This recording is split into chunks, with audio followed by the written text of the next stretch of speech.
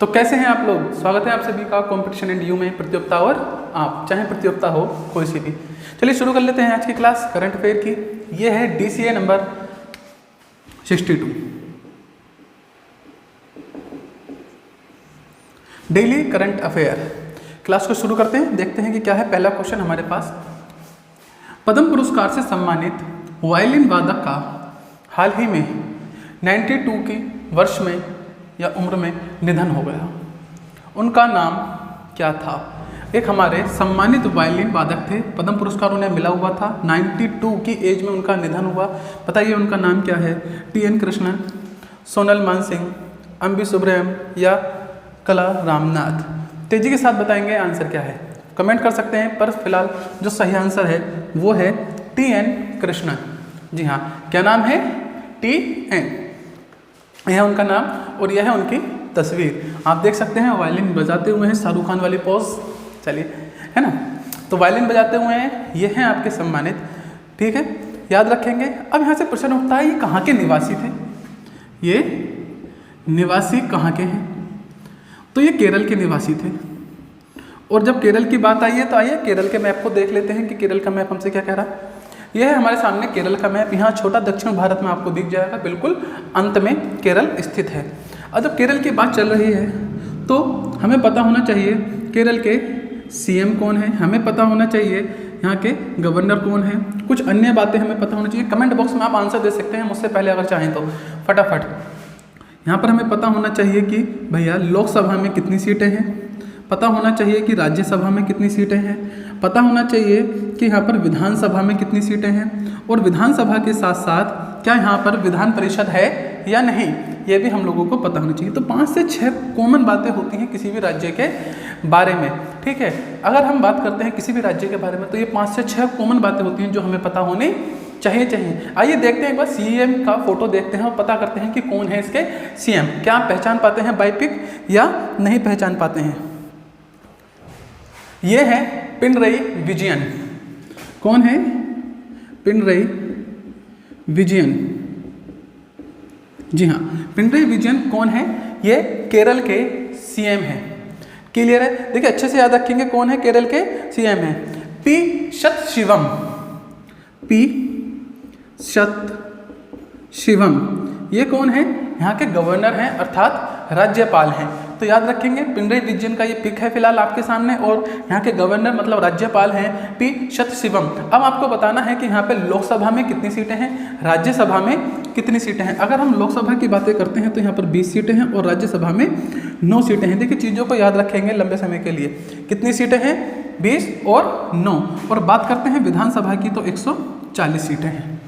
ये कुछ मेन बातें होती हैं जो आप लोगों को पता होनी चाहिए। 1 नवंबर 1956 को 1 नवंबर 1956 को इस राज्य का गठन हुआ था।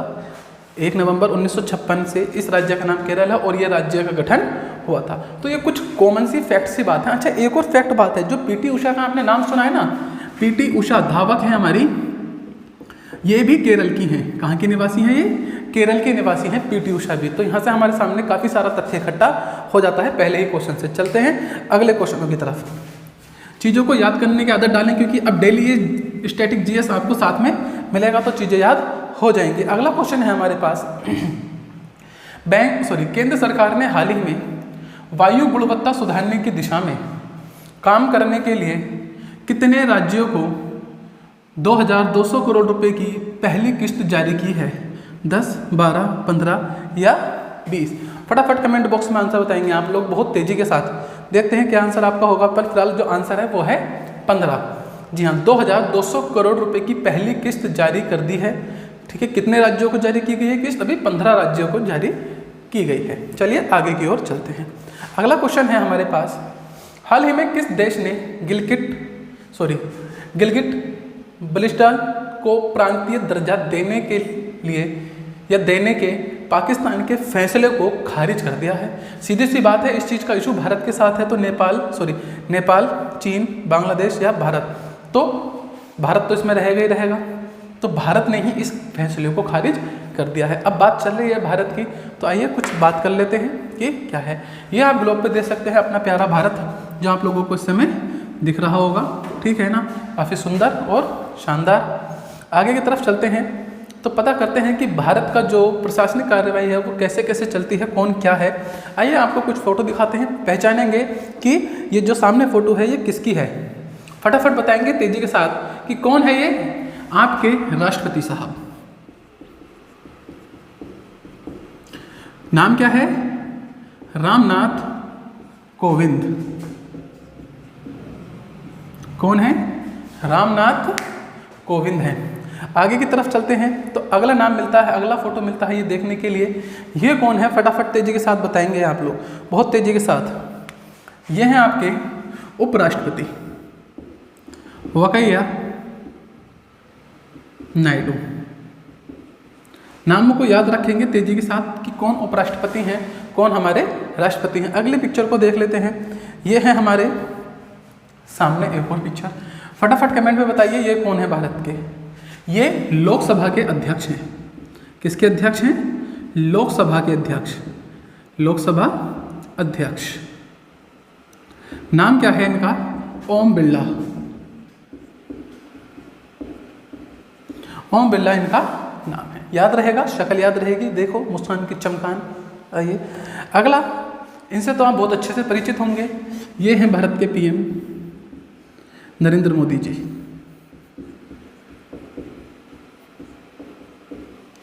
कन्फर्म है, यह है भारत के मौजूदा पीएम।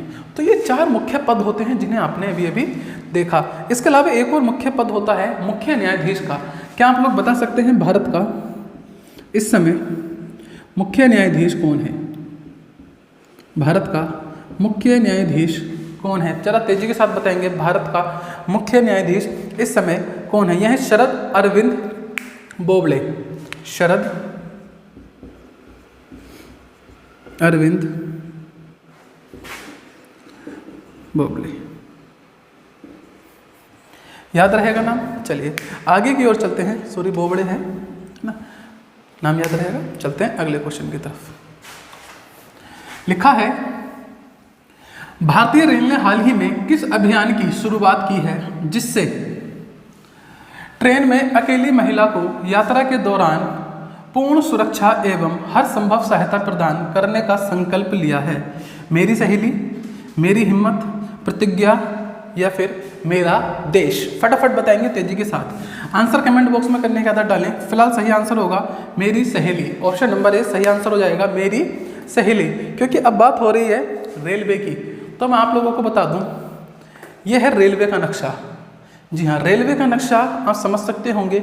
ये जोन वाइज आपको दिखाने की कोशिश की जा रही है। कैसे दिखाया जा रहा है आपको? जोन वाइज यहाँ पर दिखाया जा रहा है कि पहला जोन, दूसरा, तीसरा, इस तरह से ये नक्शा एक दिखाने की कोशिश की है भारतीय रेलवे का। आइए अगर हम बात करते हैं रेलवे लाइन की, तो रेलवे का विस्तार, रेलवे का विस्तार की अगर हम बात करते हैं तो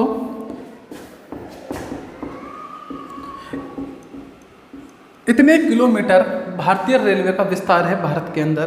कितना है ये विस्तार आप समझेंगे, 67494 इसका विस्तार है। सही है, इतने किलोमीटर रेलवे लाइन भारत में बिछी हुई है।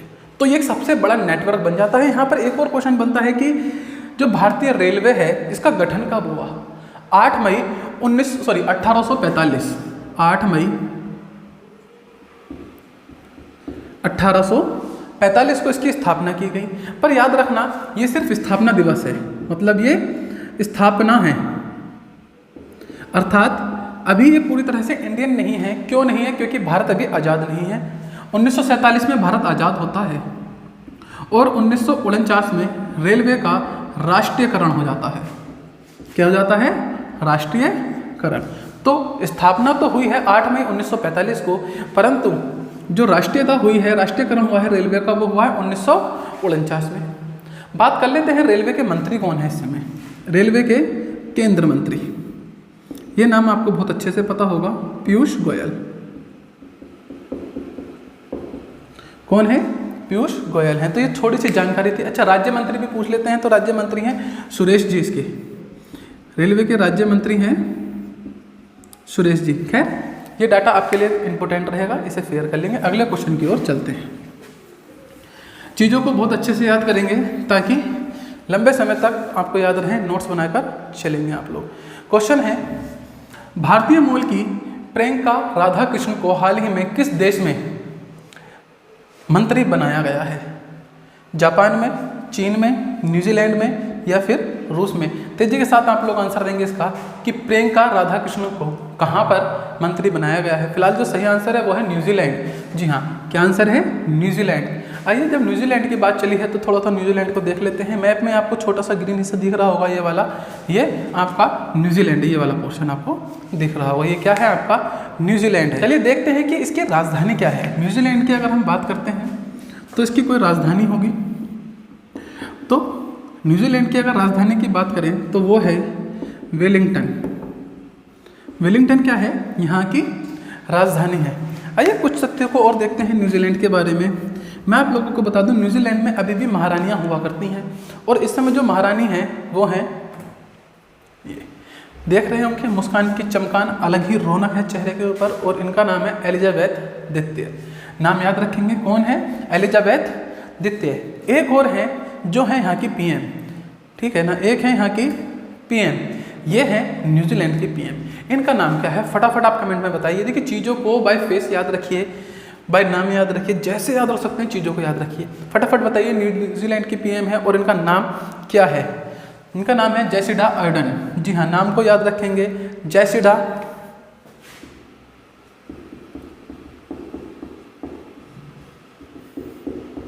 अर्डन। कौन है? पीएम। कंफर्म याद रहेगा।